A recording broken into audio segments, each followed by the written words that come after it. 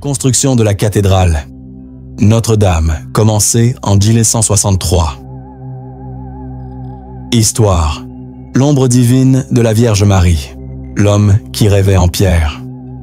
Imaginez-vous dans l'ombre des échafaudages de Notre-Dame en 1160, où un homme, Pierre de Montreuil, sculpte des voûtes qui semblent toucher le ciel, mais murmure des prières interdites aux pierres. Architecte génial du XIIIe siècle, il façonna la cathédrale. Mais saviez-vous qu'il croyait que ses créations étaient habitées par des esprits divins? Plongez dans cette histoire terrifiante et découvrez les secrets d'un homme dont le génie frôlait la damnation. Appuyez sur like, abonnez-vous et laissez un commentaire pour partager vos pensées sur ce récit glaçant. Né vers 1200, Pierre de Montreuil est un maître d'œuvre peu documenté. Mais les chroniques médiévales, comme celle de l'évêché de Paris, le désignent comme l'un des architectes clés de Notre-Dame, responsable des voûtes ogivales et des arcs-boutants. Son travail, mêlant précision mathématique et ferveur religieuse, transforma la cathédrale en un symbole de la gloire de Dieu. Pourtant, des rumeurs, consignées dans des lettres de moines parisiens, suggèrent que Pierre voyait dans ces pierres plus qu'un simple matériau. Il croyait qu'elles vibraient d'une énergie sacrée, un lien avec le divin qu'il cherchait à capturer. Son intérêt pour l'ésotérisme chrétien, inspiré par des textes comme ceux de Bernard de Clairvaux, le pousse à pratiquer des rituels secrets. Selon un registre de 1265, retrouvé dans les archives de la Sorbonne, Pierre traçait des symboles géométriques sur les pierres avant leur pose, convaincu que ces motifs canalisaient des forces spirituelles. Ces pratiques, bien que discrètes, attirèrent l'attention de l'Église, qui voyait d'un mauvais œil tout écart de l'orthodoxie. Un témoignage anonyme rapporte qu'il passait des nuits dans la cathédrale, priant face aux vitraux, comme s'il parlait à des entités invisibles. Une analyse psychologique moderne pourrait suggérer que Pierre souffrait d'une obsession mystique, sa croyance en des pierres vivantes étant une projection de son désir de transcendance. À l'époque, cependant, ces pratiques étaient aperçues comme dangereusement proches de l'hérésie. Il travaillait dans une Europe médiévale, où la foi était rigide, et tout écart pouvait mener à un procès. Malgré cela, Pierre continuait, poussé par une vision, faire de Notre-Dame un temple éternel, un pont entre l'homme et l'infini. Imaginez-vous dans la cathédrale inachevée, entourée de pierres froides, entendant les murmures de Pierre dans l'obscurité. Vous sentez une présence, comme si les murs eux-mêmes observaient. Mais ce n'est que le début. Les rituels secrets de Pierre, pratiqués dans l'ombre de Notre-Dame, sont encore plus troublants. Et ce que vous découvrirez dans la prochaine partie vous glacera le sang. Les murmures des pierres. Si vous pensiez que l'obsession de Pierre de Montreuil pour les voûtes de Notre-Dame était purement artistique, détrompez-vous. Dans l'ombre de la cathédrale, il pratiquait des rituels secrets, convaincu que les pierres qu'il sculptait abritaient des esprits divins. Imaginez-vous dans une crypte obscure, où un homme murmure des prières interdites, croyant que les murs lui répondent. Ces pratiques, perçues comme hérétiques par l'Église, ont attiré les premiers soupçons sur Pierre, semant les graines de sa chute. Plongez dans ce chapitre terrifiant et découvrez les secrets qui ont menacé son génie. Appuyez sur like, abonnez-vous et laissez un commentaire pour partager vos pensées sur ce récit glaçant. Vers 1260, Pierre de Montreuil est à l'apogée de sa carrière, supervisant la construction des arcs-boutants et des vitraux de Notre-Dame. Les chroniques médiévales, comme celles conservées à l'évêché de Paris, louent son talent pour créer des structures qui semblent défier la gravité, leurs voûtes élancées évoquant une aspiration vers le divin. Mais des lettres de moines parisiens, retrouvées dans les archives de la Sorbonne, révèlent une facette plus troublante. Pierre croyait que les pierres de la cathédrale étaient plus que des matériaux. Selon lui, chaque bloc, taillé avec précision, vibrait d'une énergie sacrée, un écho de la volonté de Dieu. Il affirmait, dans un journal fragmentaire découvert en 1878, que ces pierres pouvaient parler à ceux qui savaient écouter. Cette croyance le conduit à des rituels secrets. Selon un témoignage anonyme de Bildurant 63, consigné dans les registres de l'Église, Pierre passait des nuits dans les cryptes de Notre-Dame, traçant des symboles géométriques, cercles, spirales et triangles, sur les pierres avant leur pose. Il utilisait du charbon ou de la craie, murmurant des prières en latin inspirées des textes ésotériques chrétiens, comme ceux de Bernard de Clairvaux.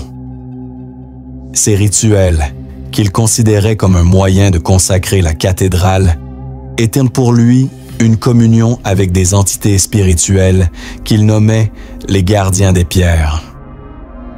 Un moine, témoin de l'un de ces rituels, rapporta qu'il avait vu Pierre lever les mains vers un vitrail, comme s'il invoquait une présence invisible, ses yeux brillants d'une ferveur inquiétante. Une analyse psychologique moderne pourrait interpréter cette obsession comme un trouble obsessionnel, peut-être exacerbé par le stress d'un projet aussi monumental que Notre-Dame. Construire une cathédrale au XIIIe siècle était une tâche herculéenne, mêlant des défis techniques à une pression religieuse intense. Pierre, qui vivait dans une société où la foi définissait tout, pouvait avoir projeté son besoin de contrôle dans ses rituels, cherchant à apaiser son anxiété par une connexion mystique avec son œuvre. Pourtant, à l'époque, ces pratiques étaient dangereuses. L'Église, en pleine croisade contre l'hérésie cathare, surveillait étroitement tout comportement déviant. Un rapport de 1264, retrouvé dans les archives de l'abbaye de Saint-Denis, mentionne que l'évêque de Paris, Guillaume d'Auvergne, fut alerté des pratiques étranges de Pierre, accusé de consacrer les pierres d'une manière non orthodoxe. Ces soupçons marquent le début des tensions avec l'Église. Un incident, consigné dans une lettre de 1265, décrit une confrontation entre Pierre et un clerc nommé Étienne de Troyes. Ce dernier, chargé d'inspecter les travaux de la cathédrale, surprit Pierre dans une crypte, traçant des symboles sur une pierre. Furieux, Étienne accusa Pierre de sorcellerie, affirmant que ces rituels étaient une profanation. Pierre, selon le témoignage, répondit avec calme que « Les pierres de Notre-Dame sont un miroir de l'infini divin ». Cette réponse, bien que poétique, fut perçue comme un défi à l'autorité ecclésiastique, renforçant les soupçons d'hérésie. La société médiévale, marquée par une peur constante du diable, voyait dans ces pratiques un danger. Une analyse sociologique moderne montre que l'Église utilisait l'accusation d'hérésie pour maintenir son contrôle, surtout sur des figures influentes comme Pierre, dont le travail était essentiel, mais dont les idées pouvaient inspirer la dissidence. Ces rituels, bien que discrets, devinrent un sujet de murmure parmi les ouvriers et les clercs, qui racontèrent des histoires de Pierre qui chante la nuit dans la cathédrale. Ces légendes, bien que probablement exagérées, alimentaient une aura de mystère autour de Pierre, le rendant à la fois admiré et craint. Imaginez-vous dans une crypte glaciale de Notre-Dame, entourée de pierres massives, entendant les murmures de Pierre alors qu'il trace des symboles dans l'obscurité. Vous sentez une présence, comme si les murs vous observaient.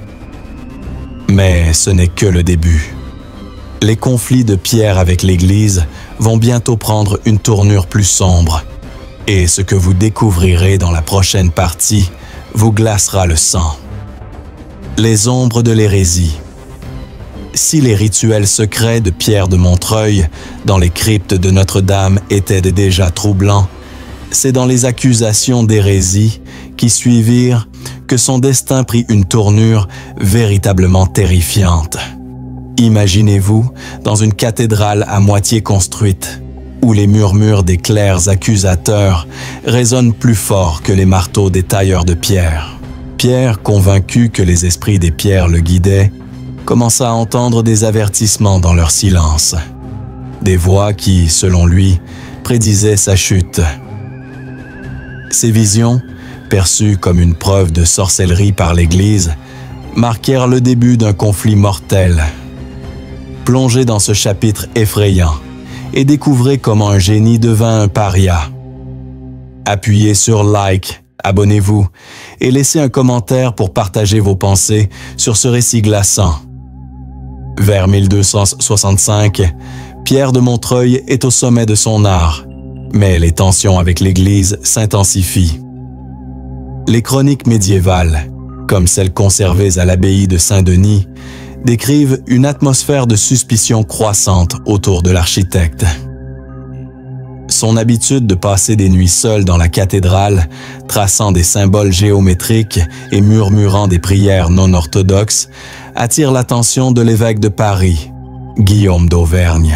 Un rapport de 1266, retrouvé dans les archives de la Sorbonne, mentionne une réunion secrète où des clercs débattaient de la conduite suspecte de Pierre, accusé de consacrer les pierres de Notre-Dame d'une manière qui évoquait des pratiques païennes. Pierre, selon un journal fragmentaire attribué à lui et découvert en 1878, croyait que les pierres de la cathédrale lui parlaient. Il écrivait que, dans le silence de la nuit, il entendait des murmures, des voix sacrées qui le guidaient dans la conception des voûtes ogivales. Ces voix, affirmait-il, l'avertissaient d'un danger imminent, lui conseillant de protéger son œuvre à tout prix. Un témoignage d'un ouvrier, consigné dans les registres de l'évêché de Paris, raconte que Pierre refusait parfois de laisser d'autres artisans toucher certaines pierres, les qualifiant de sacrées et réservées à des rituels qu'il effectuait seul. Cette obsession, bien que fascinante, alimentait les soupçons d'hérésie. Une analyse psychologique moderne pourrait interpréter ces voix comme des hallucinations auditives, peut-être déclenchées par le stress intense de son rôle. Construire Notre-Dame était une entreprise colossale, nécessitant des années de travail sous la pression constante de l'Église et des nobles. Pierre, isolé par sa vision mystique, pouvait avoir développé une forme de paranoïa, voyant des ennemis dans chaque ombre. Pourtant, à l'époque, ses contemporains y voyaient une preuve de sorcellerie. Un document de 1267, retrouvé dans les archives de l'abbaye de Cluny, rapporte que l'évêque Guillaume ordonna une enquête sur Pierre, accusé d'avoir invoqué des esprits impies dans la cathédrale. Cette enquête, bien que discrète, marqua le début d'un processus qui allait menacer sa vie. Un incident clé, consigné dans une lettre de 1267, illustre l'escalade du conflit. Lors d'une inspection des travaux, un clerc nommé Étienne de Troyes, déjà méfiant envers Pierre, découvrit un symbole gravé sur une pierre destinée à la rosace nord. Ce symbole, un cercle entouré de lignes rayonnantes, ressemblait à ceux utilisés dans des textes alchimiques interdits. Étienne, furieux, accusa Pierre de profaner la cathédrale avec des pratiques hérétiques.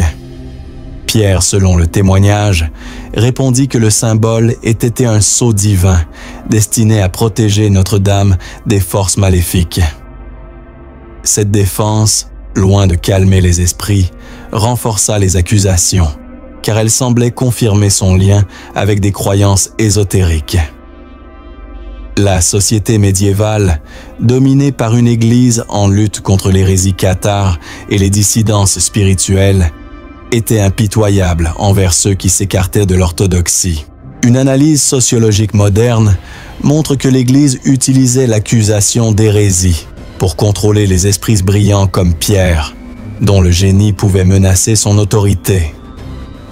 Les ouvriers de Notre-Dame, influencés par les rumeurs, commencèrent à éviter Pierre, racontant des histoires de pierres maudites qui vibraient la nuit.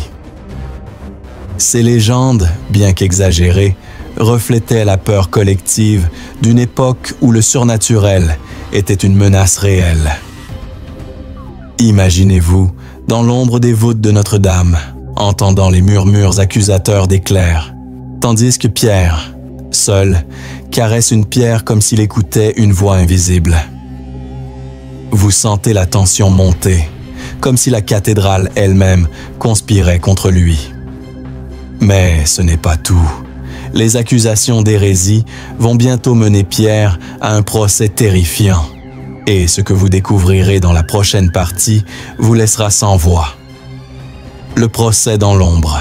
Si les accusations d'hérésie contre Pierre de Montreuil ont semé la peur parmi les clercs de Notre-Dame, c'est dans un procès secret qu'il affronta l'horreur de l'Inquisition médiévale. Imaginez une salle souterraine éclairée par des torches vacillantes, où des juges ecclésiastiques scrutent un homme accusé de profaner la maison de Dieu.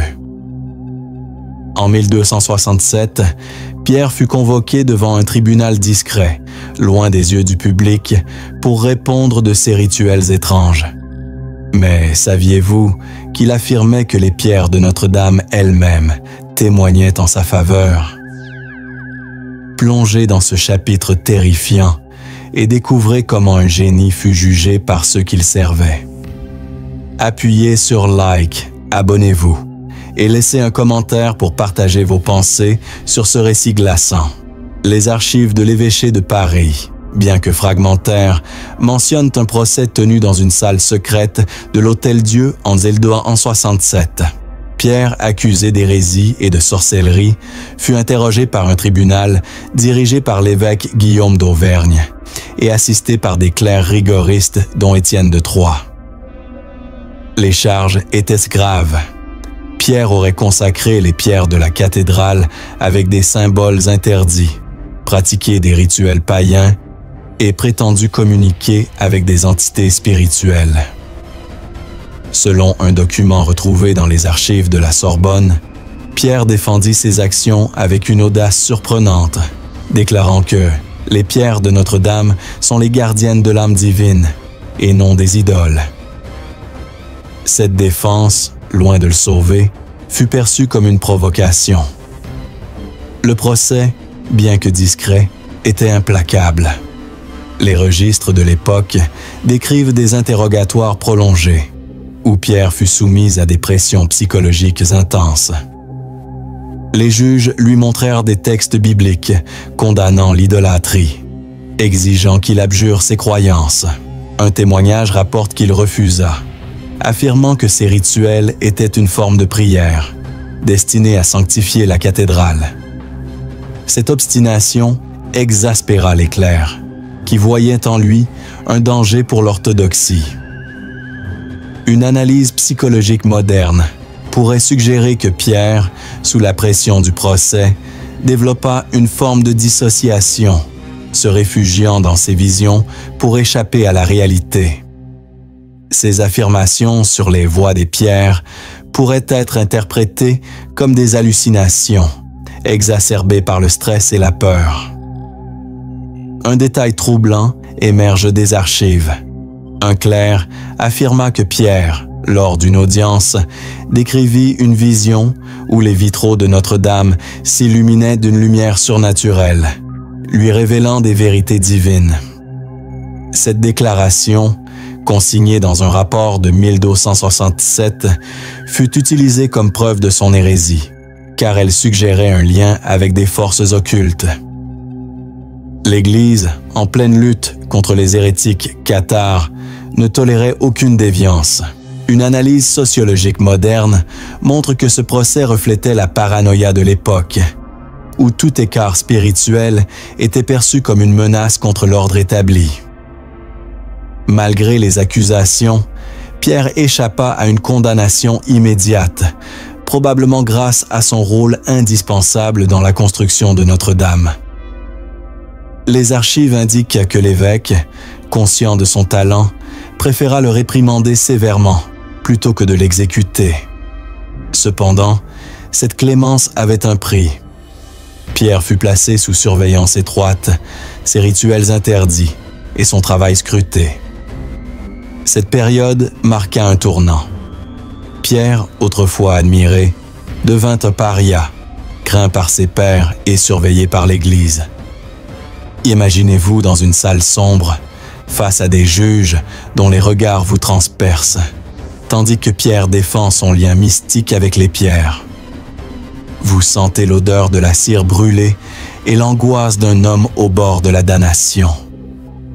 Mais ce n'est pas fini. Les tourments physiques qui suivront sont encore plus effrayants, et ce que vous découvrirez dans la prochaine partie vous glacera le sang. Les tourments du génie. Si le procès secret a ébranlé la réputation de Pierre de Montreuil, c'est dans les tourments physiques qui suivirent que son esprit fut poussé à ses limites. Imaginez une cellule humide où le cliquetis des chaînes se mêle aux cris étouffés et un homme accusé d'hérésie endure des supplices pour avoir cru en l'âme des pierres. Après 1267, Pierre fut soumis à des punitions physiques pour briser sa volonté. Mais saviez-vous qu'il affirmait que ses souffrances renforçaient ses visions mystiques? Plongez dans ce chapitre déchirant et découvrez l'horreur des méthodes de l'Église. Appuyez sur like, abonnez-vous et laissez un commentaire pour partager vos pensées sur ce récit glaçant. Bien que les archives médiévales soient vagues sur les détails des punitions infligées à Pierre, un rapport de 1268, retrouvé dans les archives de l'abbaye de Saint-Denis, mentionne qu'il fut soumis à des corrections corporelles pour expier ses pratiques hérétiques. Ces corrections incluaient probablement des flagellations et des périodes d'isolement prolongées, des pratiques courantes pour discipliner les dissidents sans les tuer.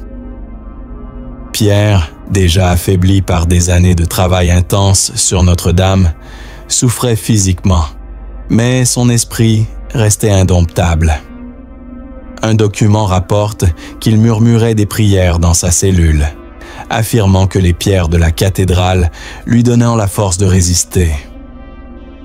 Un témoignage troublant, attribué à un gardien, décrit Pierre décrivant des visions pendant ses tourments. Il voyait les voûtes de Notre-Dame s'illuminer comme si les esprits des pierres le protégeaient. Une analyse psychologique moderne pourrait interpréter ces visions comme un mécanisme de défense, une tentative de son esprit pour échapper à la douleur physique. Les flagellations, combinées à l'isolement, pouvaient avoir exacerbé des hallucinations, renforçant sa croyance en une connexion surnaturelle avec la cathédrale. Pourtant, pour l'Église, ces visions étaient une preuve supplémentaire de sorcellerie, confirmant que Pierre était sous l'influence de forces démoniaques. L'Église utilisait aussi des méthodes psychologiques pour briser Pierre. Les archives mentionnent que des moines lui lisaient des passages sur la damnation éternelle, le menaçant d'un bûcher s'il ne renonçait pas à ses rituels. Un rapport de 1268 note que Pierre, malgré la douleur, répondait avec défi, déclarant que « les pierres de Notre-Dame sont plus saintes que vos jugements ». Cette résistance, bien que courageuse, aggravait son sort, car elle était perçue comme un défi direct à l'autorité divine. Une analyse sociologique montre que ces punitions reflétèrent la peur de l'Église face à toute déviance spirituelle. À une époque où la construction de cathédrales était un acte de foi collective, un architecte comme Pierre, qui mêlait mysticisme et art, représentait un danger. Les ouvriers de Notre-Dame, influencés par les rumeurs, évitèrent de travailler près de lui, craignant que ces pierres maudites ne portent malheur. Ces superstitions, bien qu'irrationnelles, renforçaient l'isolement de Pierre. Imaginez-vous dans une cellule froide, entendant les coups de fouet et les murmures de Pierre, qui parlent aux pierres comme à des alliés. Vous sentez la tension d'un homme au bord de l'effondrement, mais toujours fidèle à sa vision. Mais ce n'est pas tout. La fin de Pierre, marquée par une tragédie inattendue, est encore plus bouleversante. Et ce que vous découvrirez dans la prochaine partie vous choquera. La fin d'un visionnaire. Si les tourments physiques ont éprouvé Pierre de Montreuil, c'est dans les circonstances mystérieuses de sa mort que son histoire atteint un sommet tragique. Imaginez une nuit glaciale de 1269, où l'architecte, épuisé par les accusations et les punitions, disparaît dans l'ombre de Notre-Dame, laissant derrière lui des légendes de malédiction. Mais saviez-vous que certains affirmaient que les pierres de la cathédrale elles-mêmes avaient scellé son destin? Plongez dans ce chapitre déchirant et découvrez la fin énigmatique d'un homme qui vivait pour l'éternité. Appuyez sur like, abonnez-vous et laissez un commentaire pour partager vos pensées sur ce récit glaçant. Les archives médiévales sont floues sur la mort de Pierre, survenue vers 1269. Mais un document de l'évêché de Paris mentionne qu'il fut retrouvé sans vie près des échafaudages de Notre-Dame. Certains rapports suggèrent un accident, une chute d'un échafaudage. Mais d'autres, plus troublants, parlent d'une malédiction des pierres. Une chronique de 1270, conservée à l'abbaye de Cluny, raconte que des ouvriers découvrirent Pierre, immobile, une pierre gravée d'un symbole étrange à ses côtés. Cette pierre, décrite comme portant un cercle rayonnant, alimenta les rumeurs selon lesquelles Pierre avait été puni par les esprits qui l'invoquaient. Une analyse psychologique moderne pourrait attribuer sa mort à un épuisement physique et mental. Les années de travail intense, combinées aux punitions et à l'isolement, pouvaient avoir affaibli Pierre, le rendant vulnérable à un accident ou à une crise. Cependant, une analyse alternative suggère que sa mort pourrait avoir été orchestrée. Les archives de la Sorbonne mentionnent des tensions avec des clercs qui voyaient en Pierre une menace persistante. Un témoignage anonyme, daté de 1270, insinue que Pierre fut empoisonné ou poussé d'un échafaudage par des ennemis au sein de l'Église, bien que cela reste spéculatif. Les légendes entourant sa mort renforcèrent son aura mystique. Des ouvriers rapportèrent avoir entendu des murmures dans la cathédrale la nuit de sa mort, comme si les pierres pleuraient leur maître. Une analyse sociologique montre que ces récits reflétaient la peur médiévale du surnaturel, où tout événement inexplicable était attribué à des forces divines ou démoniaques. La mort de Pierre, entourée de mystères, devint une parabole sur les dangers de défier l'Église. Imaginez-vous sous les voûtes inachevées de Notre-Dame, voyant le corps de Pierre gisant près d'une pierre gravée, tandis que les ombres semblent danser. Mais ce n'est pas la fin. Son héritage, marqué par des légendes effrayantes, est encore plus surprenant. Et ce que vous découvrirez dans la prochaine partie vous fascinera. L'héritage maudit. Si la mort de Pierre de Montreuil a marqué la fin de son combat, son héritage continua de hanter Notre-Dame, transformant son nom en une légende teintée de mystère. Imaginez des siècles de chuchotements où les ouvriers et les pèlerins racontent des histoires de pierres qui murmurent et de visions dans les vitraux. Mais saviez-vous que des groupes ésotériques inspirés par Pierre pratiquaient des rituels secrets dans la cathédrale des siècles après sa mort? Plongez dans ce chapitre captivant et découvrez comment un architecte devint un mythe. Appuyez sur like, abonnez-vous et laissez un commentaire pour partager vos pensées sur ce récit glaçant. Après 1269, les écrits de Pierre, bien que rares, circulèrent parmi des cercles érudits, notamment à Paris et à Reims. Les archives de la bibliothèque de la Sorbonne montrent que ces notes sur les symboles géométriques influencèrent d'autres architectes gothiques, bien que son nom fût souvent omis par crainte de l'Église. Cependant, son héritage prit une tournure surnaturelle. Des récits du XIVe siècle, collectés dans les chroniques de l'abbaye de Saint-Denis, décrivent des pèlerins affirmant avoir vu des ombres dans les voûtes de Notre-Dame, attribuées à l'âme de Pierre, incapable de quitter son œuvre. Au XVIIe siècle, des groupes ésotériques, inspirés par les légendes de Pierre, organisèrent des rituels nocturnes dans la cathédrale, croyant que ces symboles gravés contenaient un pouvoir spirituel. Un rapport de 1640, retrouvé dans les archives de Paris, mentionne des chandelles allumées près de la rosace nord, en hommage à Pierre. Ces pratiques, bien que marginales, renforçaient l'idée que Notre-Dame était plus qu'une cathédrale, un temple vivant. Une analyse sociologique moderne suggère que l'histoire de Pierre devint un symbole de résistance contre l'oppression religieuse, inspirant les penseurs des Lumières. Un détail troublant persiste. En 1880, lors de restauration par Viollet-le-Duc, des ouvriers découvrirent une pierre gravée d'un symbole circulaire, attribué à Pierre. Cette découverte raviva les légendes, certains affirmant que la pierre vibrait sous la lumière de la lune. Ces récits, bien qu'exagérés, montrent l'impact durable de Pierre. Imaginez-vous dans Notre-Dame, sentant l'écho des rituels de Pierre dans les murs. Mais ce n'est pas tout. Un secret final, caché dans ses écrits, révélera une vérité encore plus choquante. Et ce que vous découvrirez dans la prochaine partie vous laissera sans voix. Le pacte des pierres. Si l'héritage de Pierre de Montreuil a transformé Notre-Dame en un lieu de légende, c'est dans un secret, découvert des siècles après sa mort, que réside la vérité la plus troublante de son histoire.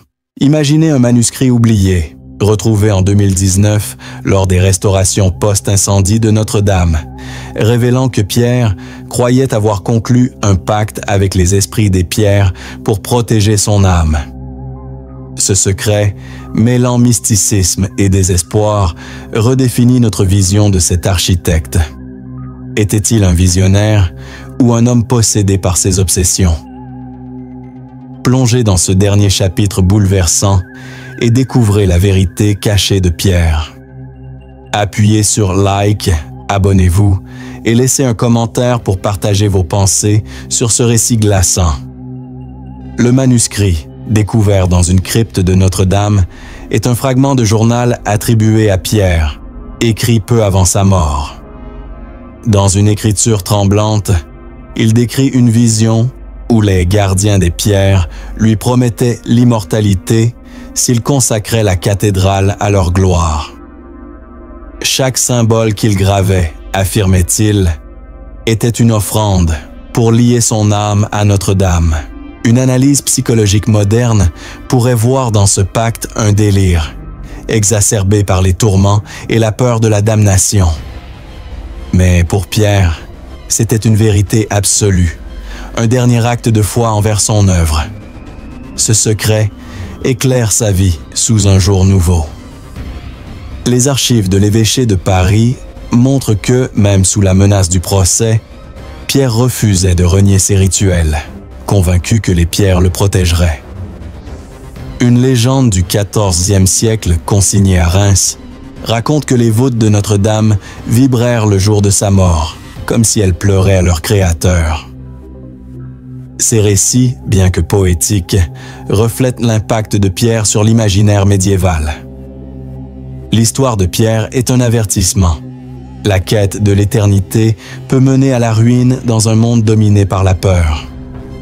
Ces voûtes, toujours debout, sont un testament à son génie, mais aussi à ses tourments. Imaginez-vous dans Notre-Dame, sous les vitraux qu'il a sanctifiés, sentant l'écho de son pacte. Si ce récit vous a bouleversé, appuyez sur like, partagez et laissez un commentaire pour dire ce qui vous a le plus choqué. Abonnez-vous pour découvrir d'autres histoires historiques terrifiantes.